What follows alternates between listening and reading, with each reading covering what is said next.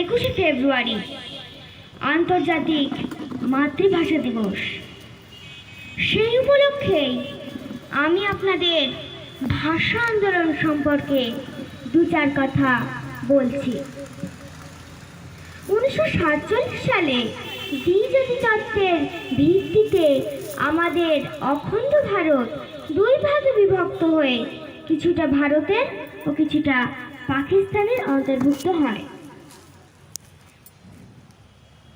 বাংলা ভাষা অধ্যুষিত বঙ্গ দুই ভাগে বিভক্ত হয়ে কিছুটা ভারতের ও কিছুটা পাকিস্তানের অন্তর্ভুক্ত হয়। মূল সমস্যার সূত্রপাত ঠিক এই সময় থেকেই শুরু হয়েছিল।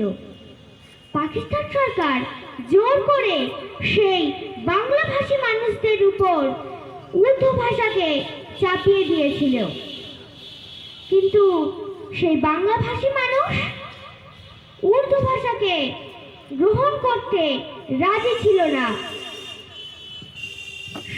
ফলে শুরু হলো আন্দোলন। মিছিলে মিছিলে ঢেকে গেল ঢাকার রাজপথ। সবাই প্রতিবাদী হয়ে রাস্তায় নেমে পড়ল, কিন্তু পাকিস্তান সরকার এই আন্দোলনকে মেনে নেয়নি।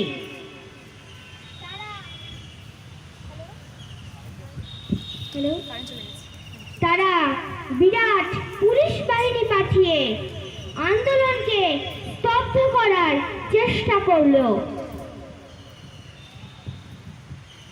তারপর 1952 সালের 21শে ফেব্রুয়ারি ঢাকার রাজপথে পুলিশের গুলিতে আহত ও নিহত হলেন সালাম, রফিক, বরকত, জব্বার, সফিউর।